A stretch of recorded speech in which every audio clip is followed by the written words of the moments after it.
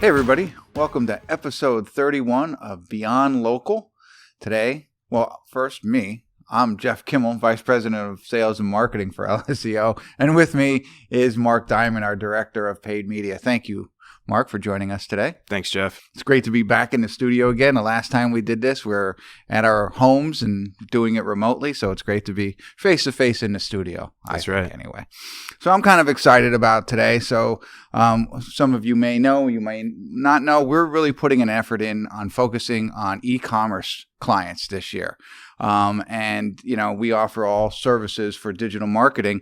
But in this episode, we want to talk about e-commerce and paid media with our head of paid media, of course. So let's just dive right into it right away. I mean, if you have an e-commerce store, you want to get into digital marketing and you want to do the paid side, what should they advertise on? Where do they go to put their ads? Definitely. So they're probably going to start on probably the big networks. That's Google, Facebook, which is also Instagram.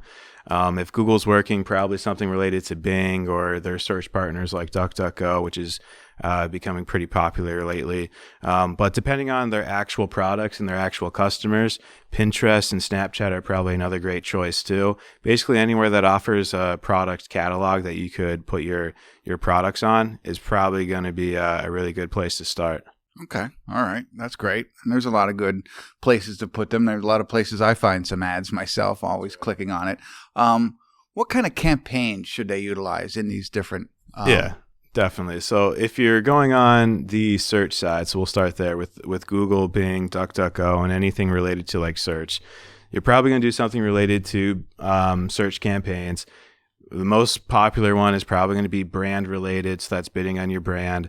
You'd only want to do that really if someone else is bidding on your brand, so you could protect your brand there. So if your competitors are bidding on you, you don't want them to be at the top of the page when people are searching for you. They'll steal your clicks, they'll steal your sales. So most likely it's something related to brand if people are bidding on you. In most cases, if you're a decent sized e-commerce store, that's definitely going to happen. As far as other search campaigns, it's probably you bidding on relevant keywords related to your products. So more of a colder audience there. That maybe they don't necessarily convert when they click on your ad and convert right then and there, but maybe they go back directly. Maybe they look at your social and then go back, or they find you organically and then check out.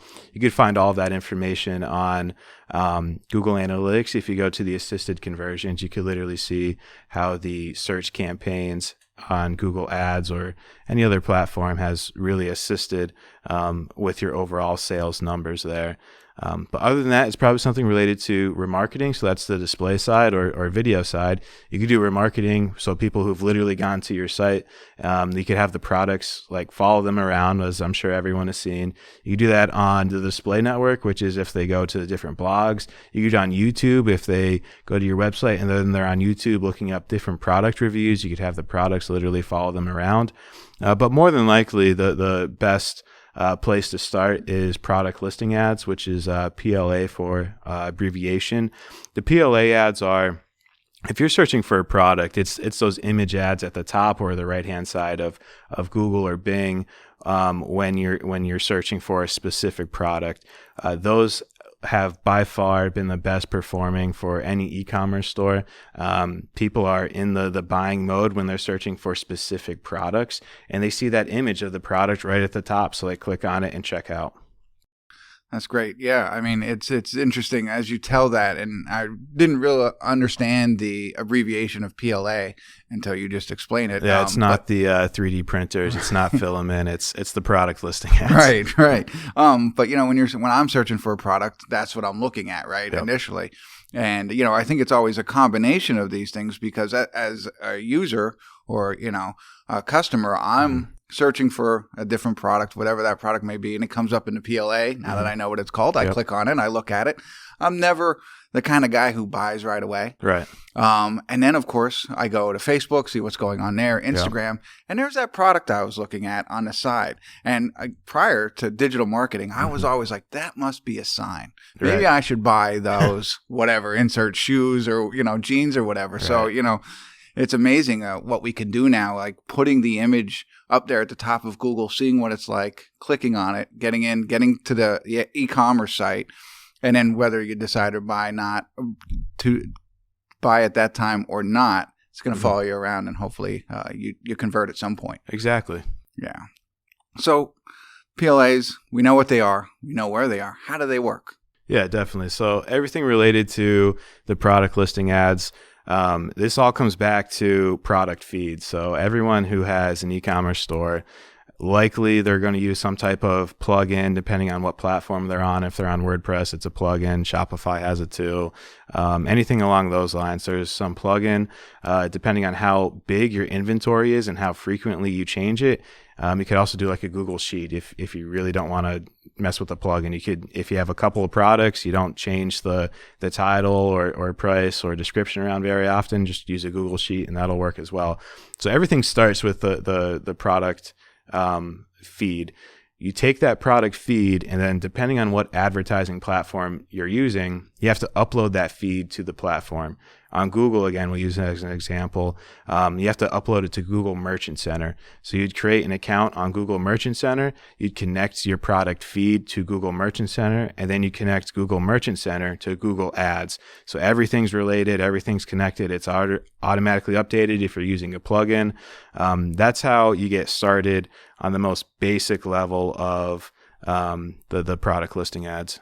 Okay, so the sheet isn't automated though, right? The sheet would be a static. You'd have to, it'd be static. You'd have to upload it, which isn't necessarily bad because then you could test out different headlines or descriptions to try to get your ad to show for more keywords. So not necessarily bad. Most plugins have that as well, where you're able to add more of an optimized title so that it shows when people are searching. For example, if you have Nike Air Max and you want to show that, you want to show a specific campaign when people are typing in men's sneakers, you want to show a specific campaign when people are searching men's Nike Air Max, and then you want another campaign if it's related to like shoe size or color or anything like that. You could get real specific on the product feeds, and depending on how specific the actual search term is how much you'd want to adjust your bid and such as well. Okay, so this is something you manage on the paid side. So if an e-commerce store, you would set this all up and you can manage that for them, right? From start to finish, we can manage it. Okay, all right, great. Because it sounds a little confusing to me. Yeah. But I don't have an e-com store either. I'm just the one always converting because it's a sign. But what are some of the best practices that you've learned from managing these types of accounts? Definitely. So probably the most important one is something I just alluded to. You want to get really granular on the accounts. So if you set up a campaign, you don't want the same bid for every single product because different products cost different amounts. And some products you might want to put a focus on, like your best sellers. If your shirt have a specific type of shirt that's a bestseller, or a specific type of shoe that's a bestseller, you want to put more of an emphasis on that so it shows up when people are literally searching for those products. So get very granular on the accounts. You could literally sort it out by different categories, by different prices, by different brands of products that you carry. You could do a lot with even special categories. If you want a specific subset of items to show versus another, you could definitely do that. But you would get very granular in order to manage the bids. The items that are converting, obviously you want to make them convert more. You can change your search impression share, which is how often the ads show up versus how often they should show up, based on like bids and budgets. So that's probably the easiest step to do. Get very granular. The next thing I would do is I would check on the search terms and make sure you're adding negative keywords. That's very important for the product campaigns, because maybe you're selling like a French press, right? So people are searching for a French press for coffee, but instead of showing up for just French press, your ad showing up for someone who's looking at like Keurigs and such, so like the instant coffee. Obviously there's a mismatch there, so you'd want to add that as a negative so that your product is only going to show to the really relevant search terms where people are more likely to make the purchase there. So definitely look at the search terms.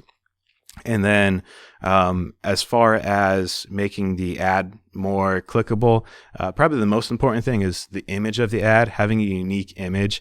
More than likely, there's a lot of merchants selling the same product more than likely they're all posting the exact same image with the exact same title, maybe some different description. So it's very important that you could have a very unique image. That way you get the click. One image style that works very well is like the action images.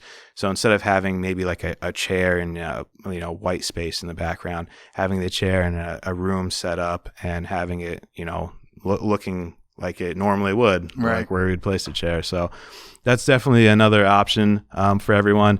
And then probably one of the best tips I could give for getting the ad more clicks and all of that is making sure that you can incorporate ratings, reviews, any promotions that you have, any discounts that you're running. At the bottom of the ad, you could literally extend it.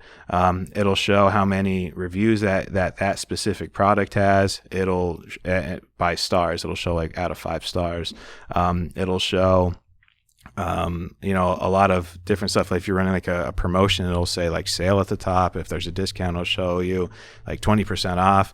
If you are offering curbside pickup, it'll literally show curbside pickup. If it's in store, it'll literally say in store. But that's all based on your product feed and messing with settings in the Google Merchant Center. So having those optimized is definitely a key part to running the PLA campaigns, because without that, your ad's going to be pretty bland. It's going to look identical to a lot of other people who are running or advertising the exact same product. Right. Makes sense. So I want to touch on the images real quick. Is that when you set that up and it's automated, is it the image that's on your website that's just there, or is there an A/B way to test it through the? So it'll be the image that's on your website, but you could definitely change that by having different action items or action shots on your website. So it could be that the image itself, like when you go to the product page and it's that image, so with most likely like a white background, kind of like how Amazon requires it. It could definitely be that image, and then you could definitely test out more than images. So like if someone clicks on that ad or they're on the Google Shopping tab, they could literally see multiple images of that exact product. Okay. And the negative keywords, that was interesting as well. So for people who are doing this at home, they would have to go into their Google Analytics, Google Search Console, and find what terms their product is showing for, and then enter that into this. So this time they'd go to Google Ads. They'd click on the actual campaign itself, and in the different ad groups, if you get it down to a granular ad group level, you're able to then see the search terms that are coming in. Okay. So then you review those search terms. If anything looks not relevant, you'd want to add that as a negative, so your ad doesn't show at all anymore for that specific search term. Right, like the French press idea. Okay, great.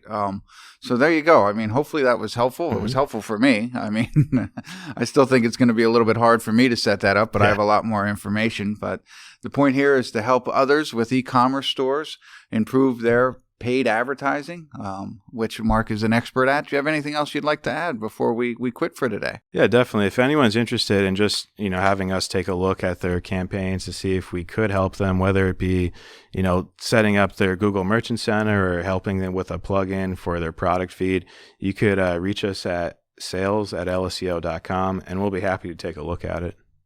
Well, thanks. That was great. So there you have it. There's everything on e-commerce on the paid side and PLAs. We learned a lot today. I learned a lot. Hopefully you learned a lot. And continue to tune in to Beyond Local.